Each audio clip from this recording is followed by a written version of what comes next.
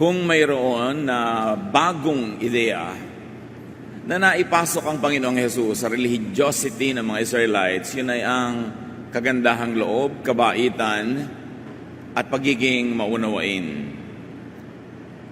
Napaka-religyoso ng mga Israelites at sa hilig nila sa kanilang religion ay nakalimutan nila kumisa maging mabait sa kapwa. Nagkaroon sila ng mga bagong idols. Kung galit na galit sila sa idols, meron silang hindi napansin na idols. And these are religious traditions. And these are the very strict and traditional reading of Scripture na taken out of context madalas dahil napakatagal din rin naman ang history ng Israel. Mula nang sinulat yung Old Testament hanggang New Testament ay daan-daang taon ang nagdaan. Libo pa nga kung tutuusin ng pag-aaral ng ibang mga scholars. Kaya maging ang mga scriptures nila na ginagamit ng panahon ng Panginoong Hesus ay maraming napakatanda na at yung mga original na ibig sabihin at gamit ay hindi na totoo sa buhay nila noon. Naging malupit tuloy ang maraming interpretation at pag-a-apply nito at yun ang itinuwid ng Panginoong Hesus.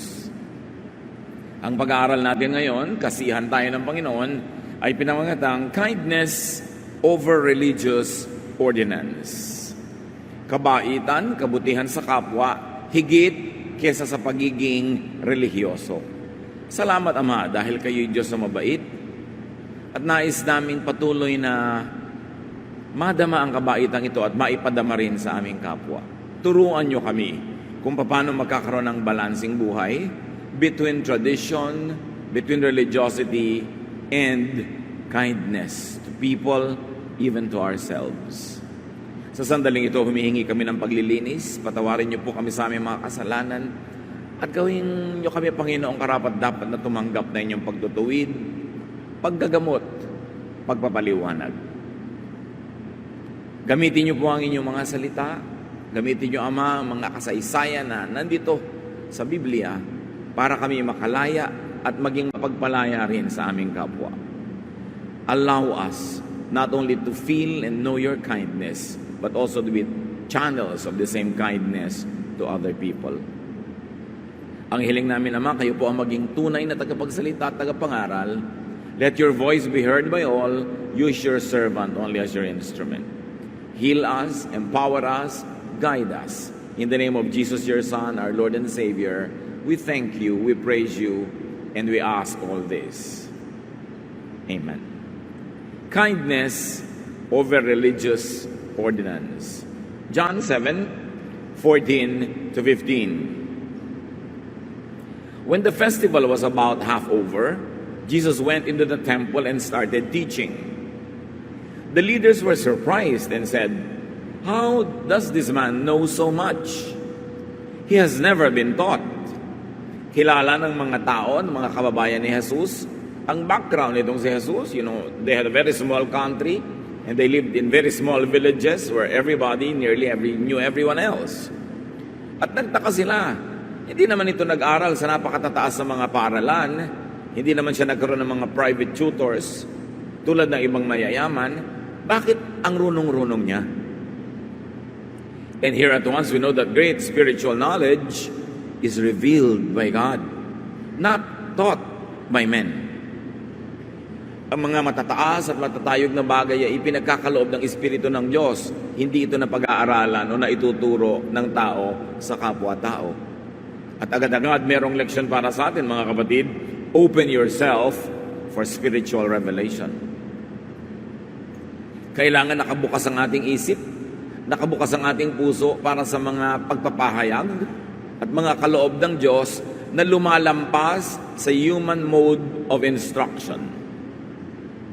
Pero kung laging makitid ang ating isip, lagi nating nire-reject agad yung hindi natin madaling maintindihan, hindi tayo magiging bukas para tumanggap ng mga higit lalong mga pagpapala, pagtuturo, pagtutuwid mula sa Espiritu ng Diyos. We need to have a healthy level of openness so that more and more could be revealed. Because the will of God for us is that we should change from glory to glory.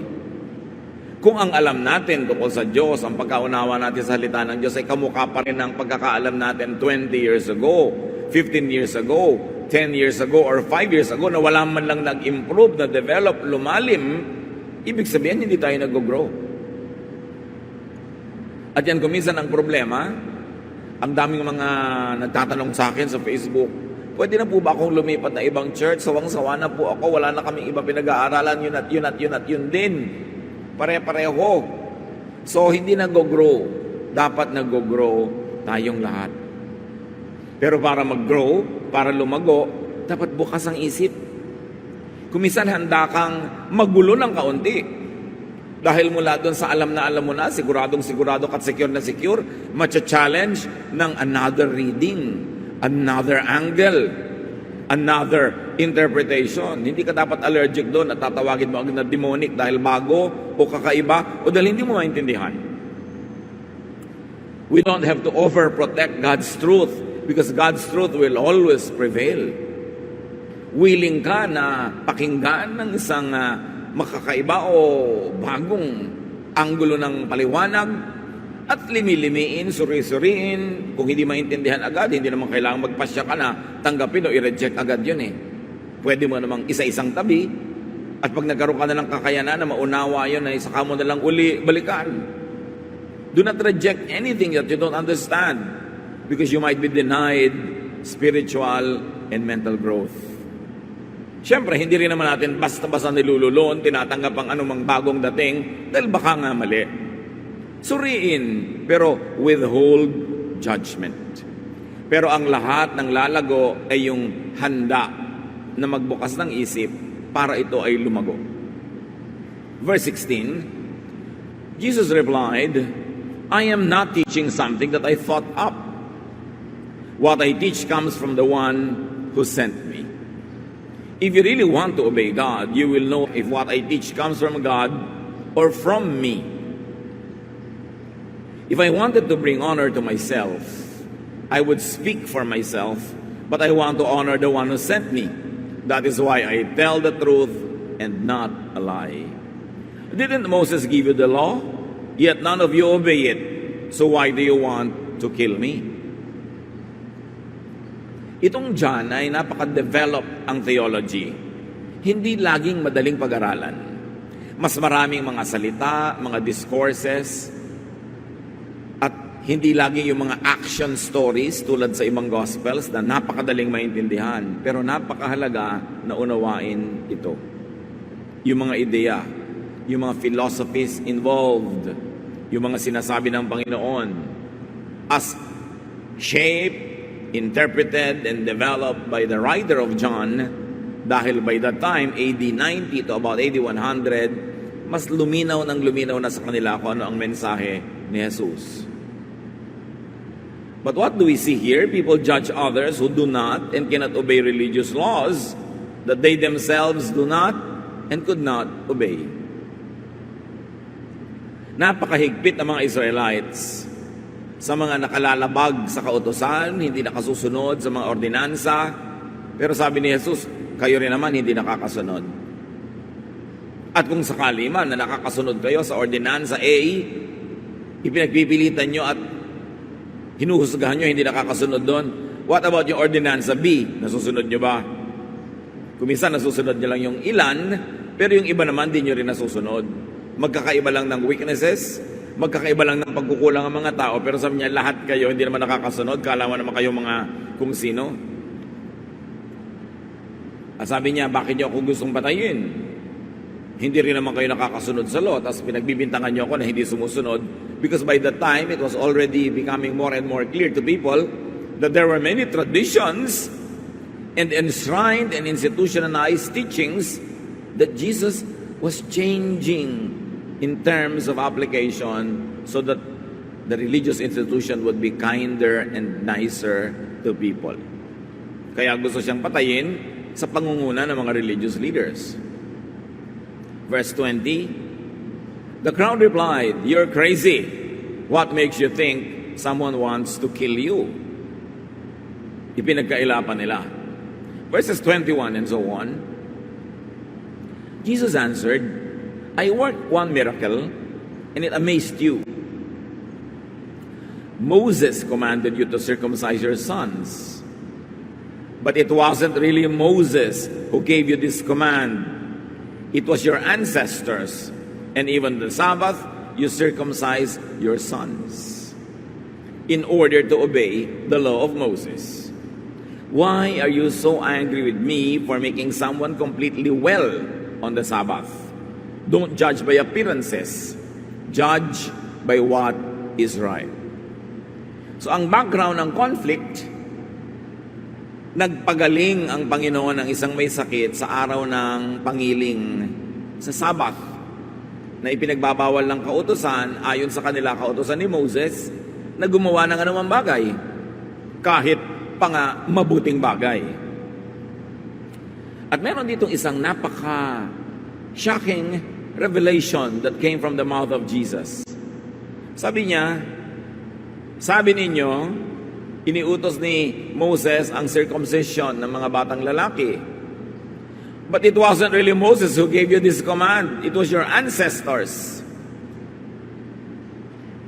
Ang paniwala ng lahat at ang itinuturo ng lahat ng mga verses ng Old Testament was it that Moses who commanded circumcision. Now, Jesus brings us to another level of understanding and even tells the Israelites who have forgotten the truth that it wasn't really Moses, but their ancestors. So, ibig sabihin yung mga kiniklaim nila na Moses said this, Moses said that, is not always reliable. Dahil maaari na ang mga ancestors nila ang nagpauso nitong tradisyon na ito, at para ito magkaroon ng kapangyarihan at sundin ang lahat, sinasabi nilang, sabi ni Moses, sabi ni Moses. Here from the very mouth of Jesus, He says, it wasn't really Moses who gave you this command, it was your ancestors. At sabi niya, hindi lang yon. Nagsisircumcise kayo ng mga bata kahit Sabbath para masunod nyo yung regulasyon na on the 8th day, technically, dapat masircumcise ang bata. So pagka lumaglag o natapat ang 8th day sa Sabbath, binebreak nyo yung law of Sabbath para sundin nyo naman yung law of circumcision na hindi naman si Moses ang may bigay, kundi ang mga ninuno nyo lamang. So ang sinasabi dito ng Panginoon, pinagsasabong nyo ang mga verses. One verse kontra sa isang verse, pumipili lang kayo kung anong mas gusto nyong sundin. Pagkatapos, ang init-init ng mata nyo doon sa mga ibang may hindi nasusunod na nasusunod nyo. So niya, huwag kayong nanguhusga doon lang sa nakikita ng mata na nagpagaling, hindi dapat magtrabaho ng Sabat. Sabi niya, manghusga kayo ayon sa katuwiran. Don't judge by appearances, but judge by what is right. Huwag niyang sabihin, maling maghimala, maling magpagaling ng Sabat kasi sabi ng law ay mali. Pero ang tingnan ninyo, mali ba na magpagaling ng tao kahit anong araw? Mali ba na magpaginhawa ng may sakit? Anumang araw mapatapat yon. Sabi, sobra kayong technical. Ang inaatupag nyo lang ay yung technical law na do's and don'ts. Nalilimutan nyo na maging mabait. Nalilimutan nyo na kung anong tunay na mahalaga sa tao. Hindi lang yung technical law, kundi yung ano ang naidulot nitong ginhawa at kabutihan sa buhay ng tao. So according to Jesus, though it had always been attributed to Moses, circumcision was not really from Moses. Isang napakalaking institusyon niya na nabasag bigla sa isang iglap. At mula mismo sa Panginoong Jesus, nagsabing, hindi naman si Moses yan kahit yan ang pinaniniwalaan nyo. So nagkakandara pa kayo, halos mamatay kayo sa pagsunod niyan dahil akala nyo sabi ni Moses, ako nga nagsasabi sa inyo, hindi nga Kaya makakarating tayo mga kapatid sa isang tanong. Sa panahon natin ngayon, ano-ano pa kayang mga katuroan ang pinagpapakamatayan nating sundin? Yung pala, nilikha lang ng mga ninuno. At hindi naman talaga galing sa mga tulad ni Moses. Tulad na lang ng institution of circumcision is one of the biggest institution in the cultural and spiritual life of Israel. And yet, Jesus says, it's not from Moses, it's only from your ancestors. Kala nyo lang. O pinagmukha lang na galing kay Moses. Gaano kaya karami sa mga hirap na hirap tayong sundin ang hindi naman pala dapat talaga paghirapan?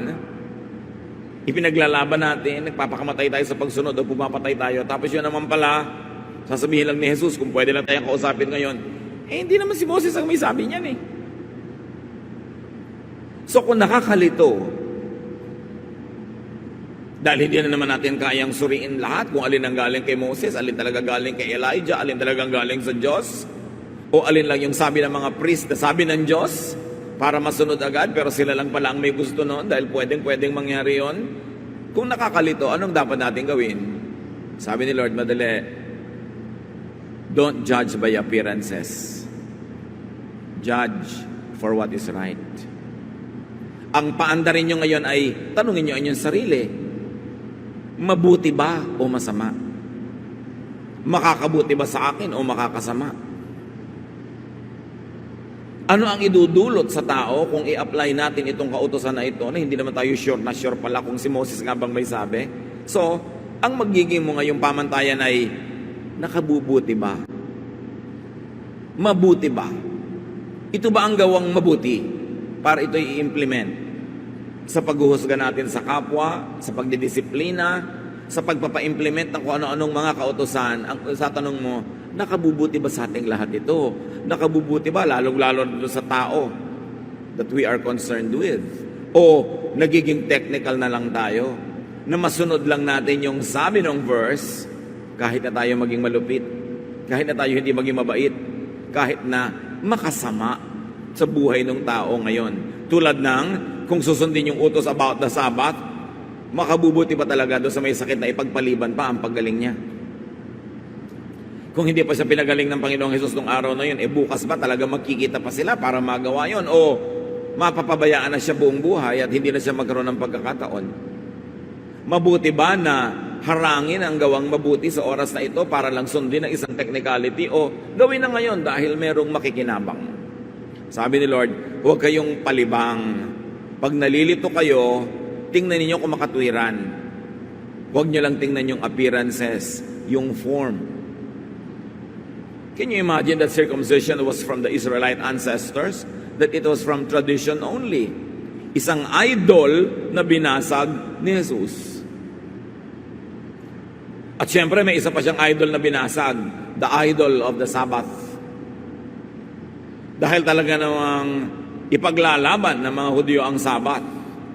At magpahanggang ngayon, maraming conservative Jews, pag kami kapwa sila Diyon na nagtatrabaho pag Sabbath, binabato nila hanggang ngayon. Subukan mong umarkila ng sasakyan o mag-taxi, lalo sa mga conservative districts ng Jerusalem. During the Sabbath, babatuhin nila yung taxi kasi nagagalit sila sa driver na bakit pumapasada ay Sabbath. Paano ngayon kung papasada yung ambulansya? Halimbawa, technical ka, dapat sundin ang Sabbath. Meron ngayon nagkakaroon ng seizure, nakaka-heart attack, kailangan dali sa ospital, kailangan magtrabaho yung driver ng ambulansya. Papayag ka or not? Kung religious leader ka, baka hindi. Pero kung nanay mo yung nangingisay, payag ka to break the Sabbath? Yan ang point ni Jesus. Ang gawin yung patakaran, pamantayan ng paghusga sa tamang gawin o hindi, makabubuti ba? Hindi yung dahil lang sabi ng ganitong letra, sabi ng ganitong verse, sabi ng ganitong paragraph, kahit na ang maging bunga sa iyo ay magdusa ka, maghirap ka, masaktan ka, sundin natin ito, yun ang binasag ng Panginoong Hesus. Yet the Jews broke the Sabbath just to circumcise boys on the 8th day. Kaya pinapakita ng Panginoong Hesus, kunwari pa kayong hilig-hilig sa Sabbath, pero nag-circumcise din naman kayo kasi may iba naman kayong panghahawakan na tradisyon. Tradisyon na hindi naman ang galing kay Moses. Kaya sabi niya, bakit ngayon kayo magagalit sa akin at gugustuhin niyo akong patayin? Dahil lang meron akong pinagaling ng Sabbath. Dahil alam niyo ba ng Old Testament, pinapatay talaga yung nagtatrabaho sa Sabbath. Meron nga isang batang lalaki nangangahoy, nahuli nilang nangangahoy, araw ng Sabbath, pinatay yun.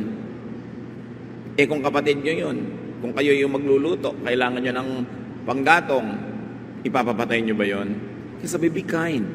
The Lord was saying, it's time for us to relax, to be kinder and nicer to each other, and use tradition, use even scripture to be kind to each other, not to be unkind.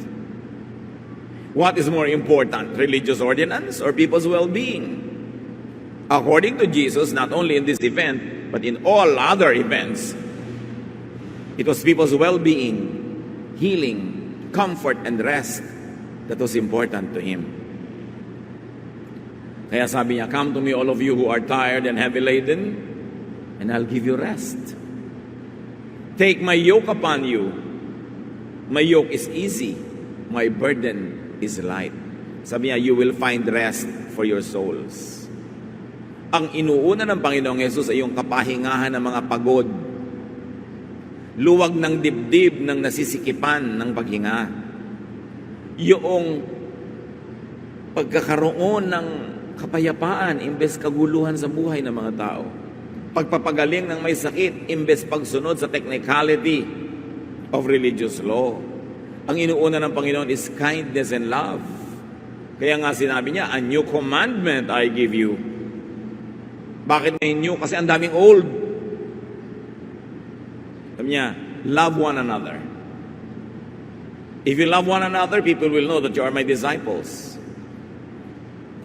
Kasi yung mga Israelites, sabi nila, malalaman nila na tayo ay anak ng Diyos pag hindi tayo nagtatrabaho pag Sabbath, pag sinicircumcise natin ang mga male children, pag hindi natin kinakain ng ganito, pag ganito ang haba ng ating buhok, malalaman nila anak tayo ng Diyos. Pag ganito at pag ganon, sabi ni Jesus, malalaman na kayo ay aking mga disipulo at tagasunod kung kayo maibigin.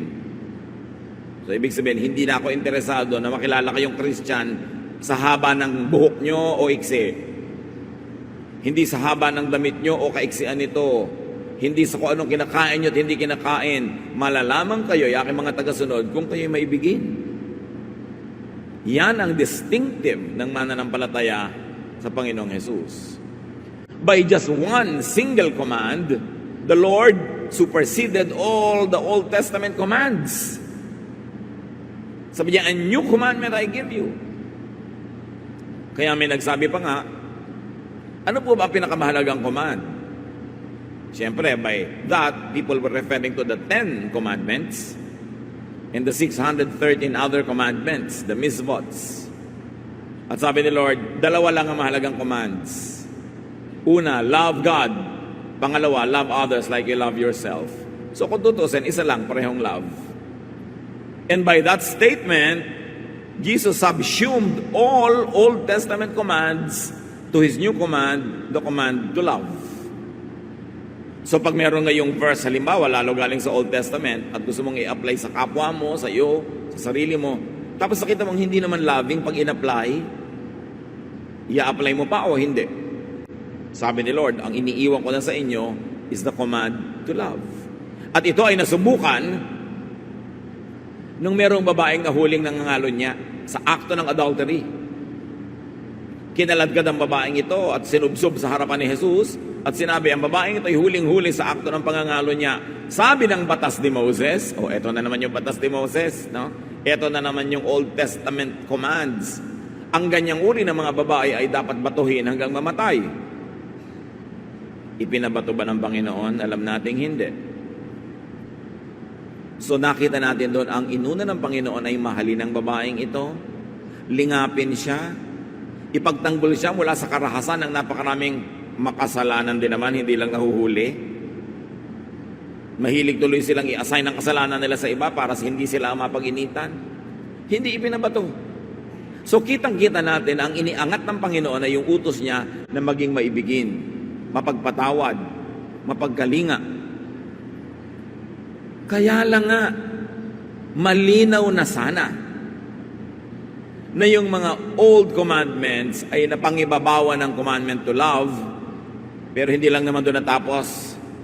Dahil matapos ang Panginoon ay umakyat sa langit at nagsimula yung church na ma-develop, at ngayon ay 2,000 years na ang development ng church, marami na namang commandments ang naimbento ng mga ancestors natin na tumakip muli sa commandment ni Jesus to love. Kaya hanggang ngayon, ang mga Bible-based churches, maraming mga katuruan, maraming mga utos, maraming mga methods na hindi rin loving uli. So itatanong mo, kung sinabi ni Jesus that the greatest command is to love, yun ba ay i-apply lang doon sa past? before Him o also din sa future after His earthly ministry. In other words, it would be the highest command of all time, whether going back to Old Testament times or going through New Testament times up to modern times. Of course, that should be the attitude. Jesus died to love. And Jesus died to bring people into a loving knowledge of God and to reveal that God is love. Kasi ang pagkakakilala ng mga tao sa Old Testament ay napakalupit ng Diyos, laging masungit, laging galit, pinapatay lahat ng tao, pinapagalitan lahat ng tao, at napakaraming mga malulupit na priest and religious policies na nagtatago sa likod ng Diyos. Dapat balikan yung utos ni Jesus na yon, to be loving and to be kind above religious ordinance.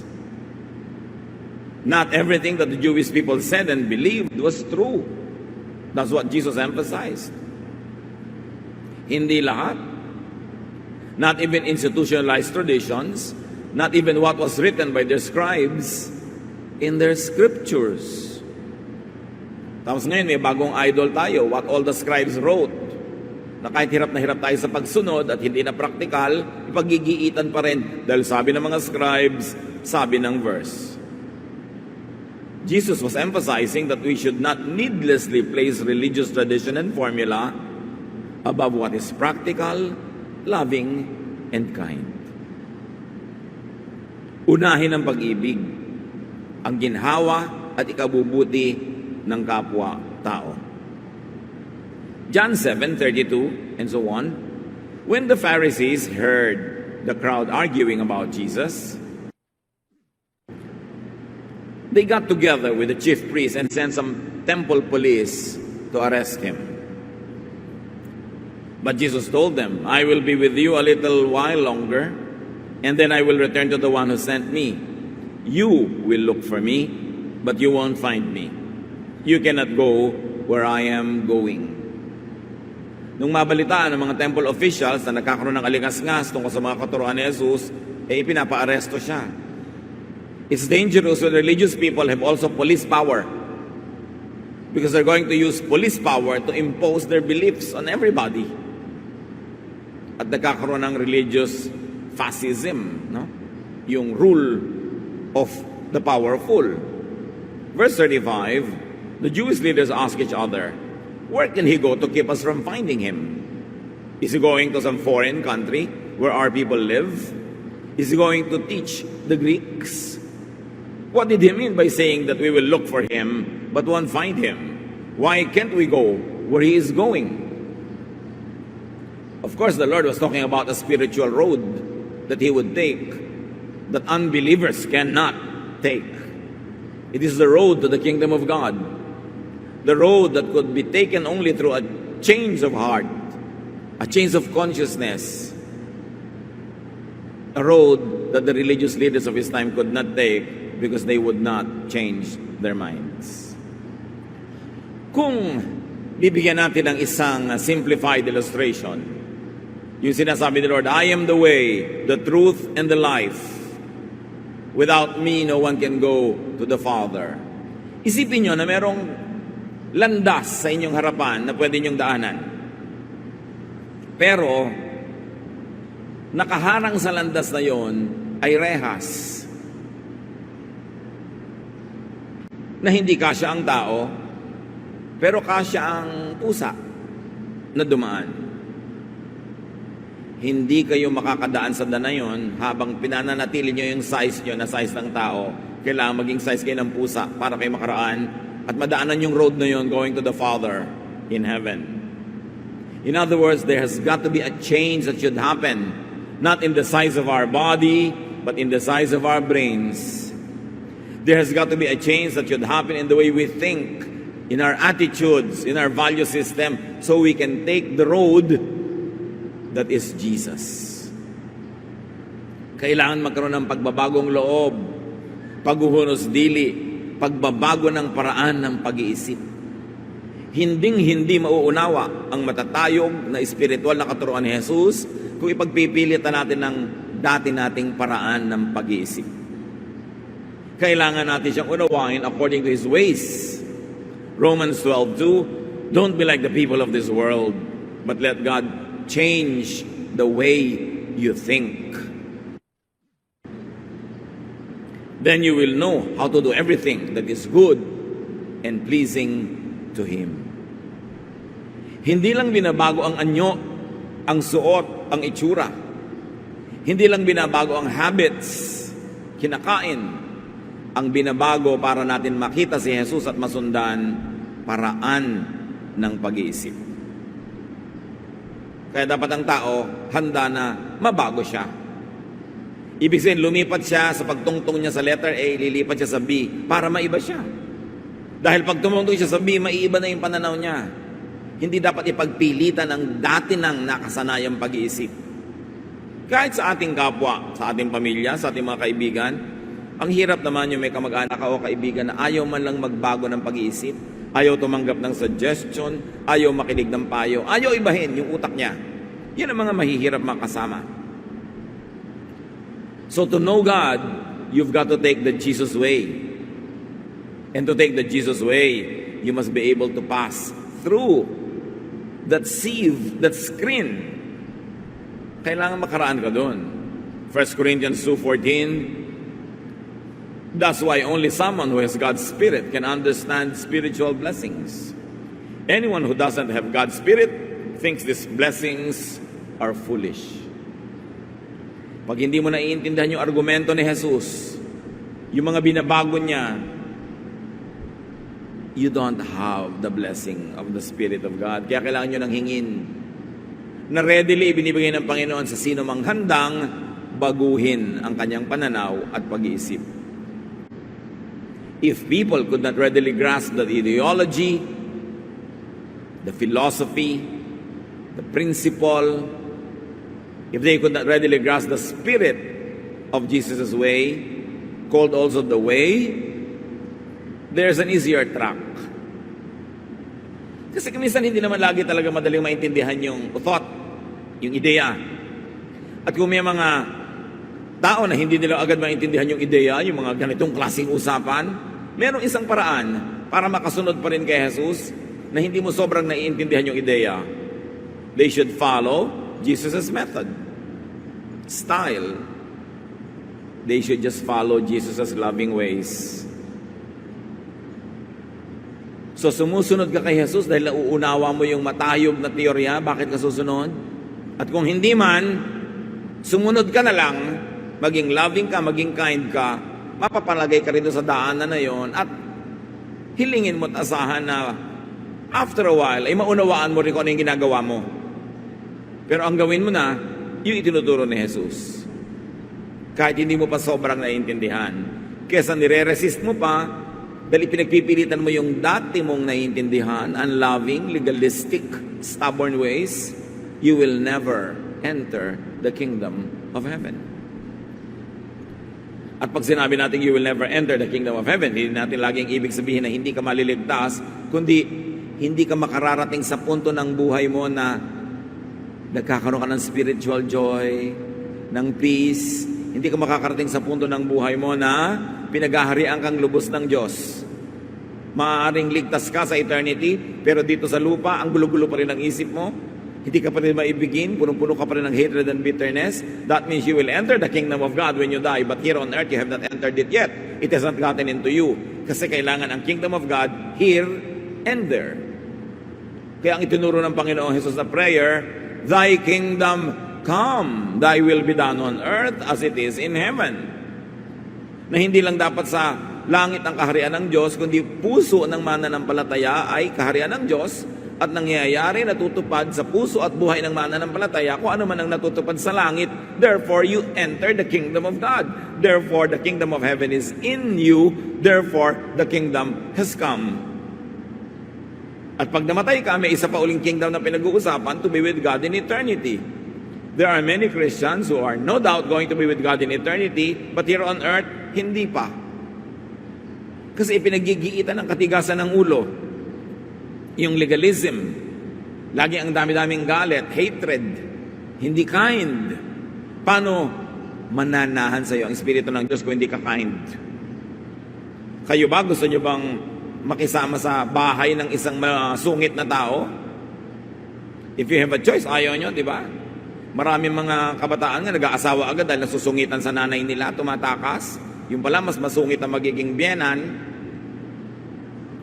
Ayaw mong tumira sa isang bahay na may sungit, may galit, mayroong aalitan, di ba? Bakit naman titira sa iyo ang Espiritu Santo kung masungit ka? Kung lagi kang galit, lagi kang bitter, laging gusto mo parusahan ng kapwa, pagalitan, laging i-impose sa kanila yung mga religious law kahit magkanda hirap-hirap sila, mapahiya, masaktan, basta legalista ka lang, you will never enter the kingdom of God that way. Kaya sabi ni Jesus, I am the way, I am the truth, I am the life. No one comes to the Father except through me. In other words, take the Jesus way, mga kapatid. How do you take the Jesus way? Dalawa. Yung naiintindihan mo sa isip mo at ginagawa mo sa isip mo, or hindi mo sobrang naiintindihan pero sumunod na lang yung katawan mo. Naging mabait ka na lang, naging mapagpatawad ka na lang, mapagbigay sa kapwa. Yun din ang Jesus way. Ang sarap kung pareho na ginagawa mo. Sinusunod mo ng katawan mo, pagkatapos ay iintindihan ng utak mo kung ba't mo ginagawa yun. Pero hindi naman lahat nakakaintindi, so sumunod na lang. Practice kindness over religious ordinance. Kahit ano pang religious ordinance, pag ipinatupad mo at naging malupit ka sa kapwa sa pagpapatupad noon, hindi na yun ang Jesus way. Kaya pag nalilito ka, ano bang gagawin ko? Maging mabait ka na lang. Maging mabuti ka na lang, mapagpatawad, hindi ka papagalitan ng Diyos sa pagiging mabuti. Kung magkakamali ka kapatid, magkamali ka na lang on the side of being kind rather than unkind. So, paano kung sumabrang bait naman ako, baka maabuso ako o baka naman yung mga kapwa, pananagutan na nila yung kung abuso sila, pero ikaw, naging mabuti ka at mabait. Do not blindly follow religious tradition which could have been created only by people, especially if they don't work or are not effective. Kita nyo kung paano ang pagkakandarapan ng mga Israelites sa pagsunod sa circumcision law, tapos sasabihin sa kanila ni Lord, hindi naman si Moses ang may bigay sa inyo niyan, mga ninuno nyo lang gumawa niyan eh. Gaano karami ang pinaghihirapan nating sundin na kung pwede lang sabihin ni Jesus sa iyo ngayon, ba't ka naghihirap? Hindi naman Diyos ang may sabi niyan. Paano ko pa malalaman kung anong sabi ng Diyos? Sa daming nakakalitong reading at interpretation. Paano ko malalaman kung anong tama kong gawin sa dami ng mga iba-ibang ideya kung anong tamang gawin? Sabi ni Lord, yung loving, yung kind, yung good, di ka pwede magkamali doon. Love even covers a multitude of sins. Huwag mong gayahin ang mga relihiyosong tao na pagod sa paggawa ng mga bagay na walang kabuluhan at walang point. Hebrews 10:11, the priests do their work each day, and they keep on offering sacrifices that can never take away sins. Nakita ninyo? Napakarami ginagawa ng mga religious leaders na nakakapagod, pero wala namang magbuting bunga. Hindi nakakapag-alis ng kasalanan, nakakapagdagdag pa nga. So just be kind, be good. It is the best expression of religion. Do not blindly follow religious tradition which could have been created only by people, especially if following them could make you unkind. Maraming ganun eh. Nagiging unkind dahil religious. Parang magkakontra yung dalawang ideya na yon. Because true spirituality, high religiosity, is supposed to make us kind. To the point of being like Jesus, who did not cause this woman caught in adultery to be stoned to death. At kung ganun kalala na ang kasalanan, at si Jesus pa ang pwede maghusga, na meron siyang karapatan, hindi niya hinusgahan, hindi niya ipinabato, sino tayo para mambato ng kapwa? Sino tayo para pahirapan ng kapwa? Dahil lang sabi ni Moses, it's time for the church to mature, to go beyond the letter of the law, to move up to the spirit of the law. Panahon na para ang pananalig natin at ang ating mga ninunong napakatagal na pinananaligan ay mag-graduate from childishness at maging mature and loving and caring. Hindi lang laging abalang-abala sa pagpapa-impress sa nakikita ng mata, sa panglabas na nakikita, kundi kabutihan sa kaloob-looban ng ating puso. Panahon na para maging kind, gentle, and nice ang mga relihiyoso. And you know that is not the image of religious people. Sa kanila, masaktan ka na, sasaktan kita dahil sa amin ang religious ordinance. But Jesus shows us a loving way. And Jesus is the way, the truth, and the life. Unless we do it Jesus' way, we can never enter the presence of the Father. It is important to take the Jesus way. Ama namin, patuloy niyo pong palaguin ang pagkaunawa namin kung ano ang Jesus way. Hindi namin laging alam kung ano yon, pero may alam kami kung ano yon, what it is not. That it is not unloving, it is not cruel, it is not unkind.